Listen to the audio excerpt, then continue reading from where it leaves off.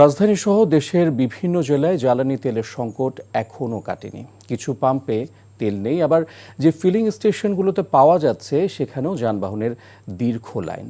পাম্পগুলোতে চাহিদা মতো তেল সরবরাহ ও সুষম বন্টনের দাবি করেছেন ক্রেতা ও ফিলিং স্টেশন কর্তৃপক্ষ।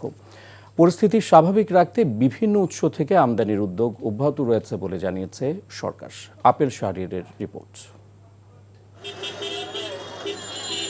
পথের বন্ধু ফিলিং স্টেশন রাজধানী নীলক্ষেতে অবস্থিত এ পাম্পে তেল নেই 5 দিন ধরে।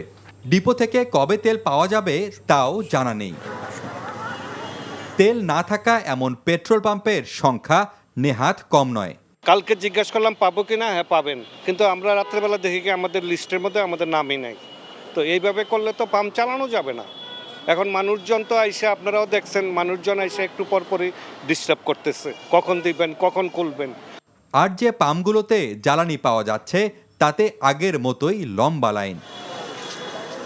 ঘন্টার পর ঘন্টা দাঁড়িয়ে নিতে হচ্ছে তেল। আমাদের তো তেলের কোনো ব্যবস্থাই হচ্ছে না। আমি আছি সারাদিন মনে করেন একটা আমাদের রাইড শেয়ার করি, সেটা করতেই পারলাম না তেলের জন্য। এই পুরাটা সময় এখানে রোদের মধ্যে আরো কোনো তো একটা ছামা নাই বা এখানে দাঁড়াবো এরকম কোনো পরিস্থিতি নাই, ঠিক আছে। এটা লাগে এখন গাড়ি তেমন একটা চালাই না। ওভার অ্যাপস দেখিয়ে নেও, তারা রাইড শেয়ার করছে রেগুলার দেখা যাচ্ছে, তারা রেগুলার তারা অ্যাপ চালাচ্ছে। তাদের জন্য তেল একটু পরিমাণ বাড়াতে দেওয়া উচিত, কারণ তাদের দৈনিক যে হাতাবেলা জায়গা তাদের রোজগার ইনকাম শেষ। রাজধানীর বাইরেও একই চিত্র। ভোলাতে পেট্রোল পাম্পে অবৈধভাবে কন্টেনারে করে প্রকাশ্যে তেল বিক্রি হচ্ছে। আবার তেল পাওয়ার ক্ষেত্রে বৈষম্য করা হচ্ছে বলেও অভিযোগ রয়েছে।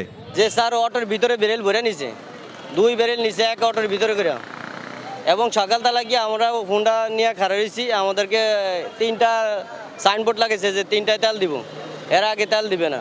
এরা সম্পূর্ণ আমরা সরকারি তেল দেয় আর ওই লিগা বাইরে তেল দিতে কোন জায়গায় বিক্রি করে ফেলে। রাজশাহীতে গ্রাহক হয়রানি বন্ধ ও জ্বালানি তেলের অবৈধ মজুদ রোধে ফুয়েল ম্যানেজমেন্ট অ্যাপ চালু করা হয়েছে। তেলের সরবরাহ কম থাকায় এ সুযোগে কিছু অসাধু ব্যবসায়ী তেলের মজুদ করে কৃত্রিম সংকট তৈরি করছেন। খোলা বাজারেও বেশি দামে বিক্রি হচ্ছে। অপকর্ম রোধে দেশের বিভিন্ন জায়গায় অভিযান চালাচ্ছে ভ্রাম্যমাণ আদালত। Apple Shahriar, NTV news, Dhaka.